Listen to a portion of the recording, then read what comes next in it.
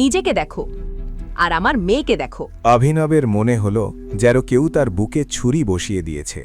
কেউ তার কথা শুনতে রাজি নয়। সত্যি সে আনন্যার সঙ্গে একই বিছানায় ছিল, কিন্তু সেটা ইচ্ছাকৃত ছিল না। সে নিজেই জানত না কিভাবে সে তার ঘরে পৌঁছে গিয়েছিল। যদি জানত, সে কখনো এটা করত না। কিন্তু শেষ পর্যন্ত অভিনব কোনো ব্যাখ্যা দেয়নি। সে জানত তাতে কোনো লাভ হবে না। তুমি কি বোবা? তোমার মুখে কি জিভ নেই?